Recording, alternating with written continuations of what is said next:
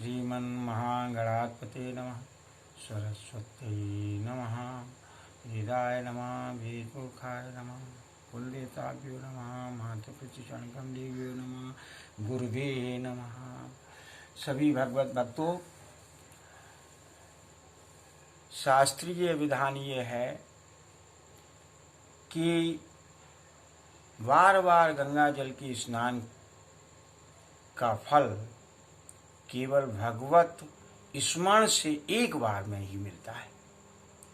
अतः मेरा विचार, मेरे सहयोगियों का विचार, अन्य लोगों का ये विचार हुआ कि यदि श्रीमद् भागवत का प्रतिदिन एक श्लोक का पठन किया जाए, आप तक पहुंचाया जाए उसका अर्थ, तो वो ज़्यादा लाभकारी सिद्ध होगा, धार्मिक रूप से, आध्यात्मिक रूप से और शैक्षणिक रूप से भी। तो उसी श्रृंखला में, उसी विचारधारा को लेकर के सहयोगियों के द्वारा प्रेरित होने पर मैंने ये विचार किया है। श्रीमद् भागवत या कोई भी ग्रंथ के सुनने का फल 3 लोगों को मिलता है, श्रोता और वक्ता, और प्रेरक को भी मिलता है जो प्रेरणा देता है। तो आज से ये निश्चय किया गया कि अधिकांशतः या संभवतः प्रत्येक दिन एक श्रीमद् भागवत का श्लोक का अर्थ सरलतम रूप आपके सामने प्रस्तुत किया जाए, जिससे आपको भी लाभ हो और हमें भी लाभ हो और मेरे सहयोगियों को भी लाभ हो, उस पूर्ण फल को प्राप्त करने का, भगवत स्मरण करने का और इतिसर्ग से बच करके भगवत प्राप्ति का लाभ प्राप्त हो। आइए तो आज हम श्रीमद् भागवत के महात्म का प्रथम श्लोक जो है आपके सामने प्रस्तुत करता हूँ, जो कि भगवान हरि ने स्वयं ब्रह्मा जी के प्रति कहा।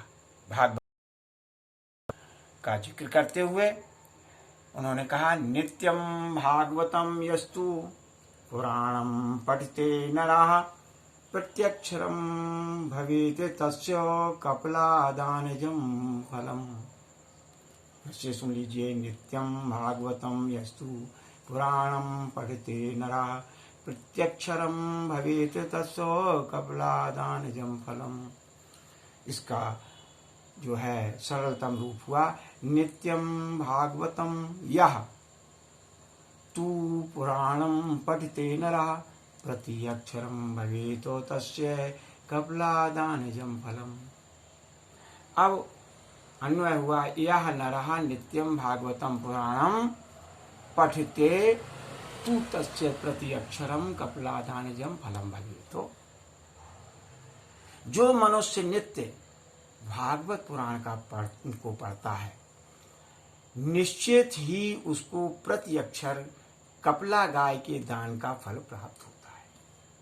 कहने का तात्पर्य यह है कि हमारे यहाँ गोदान सबसे उत्तम दान माना गया है, तो उसमें भी, गऊओं के दान में भी कपिला गाय का दान और ही उत्तम माना गया है।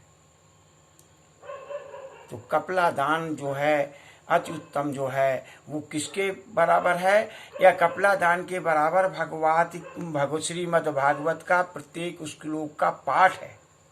यदि हम या दूसरे तरीके से कह लें कि श्रीमद् भागवत श्लोक के किसी भी श्लोक के का पाठ करने में जितने अक्षर होते हैं, प्रति अक्षर, प्रत्येक अक्षर में प्रत्येक कपिला गाय के दान के बराबर है।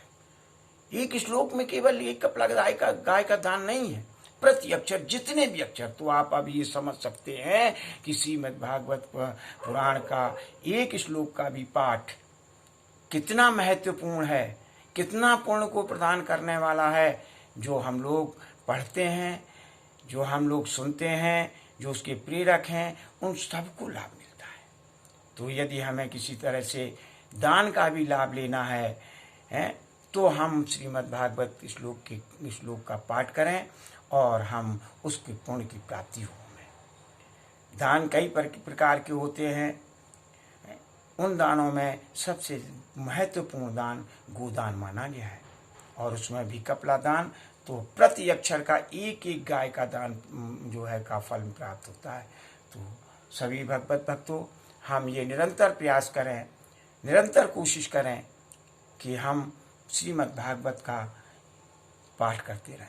और एक बात बताऊं, मैंने जो पढ़ा है सुना है कि जिस घर में जो है श्रीमद् भागवत रहती है उसमें सारे संपूर्ण तीर्थ निवास करते हैं।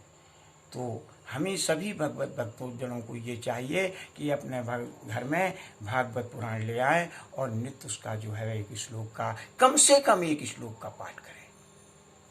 फिर आप अधिकतम जितना कर सकते हैं, उसकी विश्राम की व्याख्या उसमें है, विश्राम का वर्णन है। आप जो भी करना चाहें करें, लेकिन कम से कम एक श्लोक का तो पाठ करें ही। हरि की शरण में जाना है, हरि के धाम को जाना है, तो आप निश्चित श्रीमद् भागवत के एक श्लोक का पाठ करें। हरि शरणम हरि।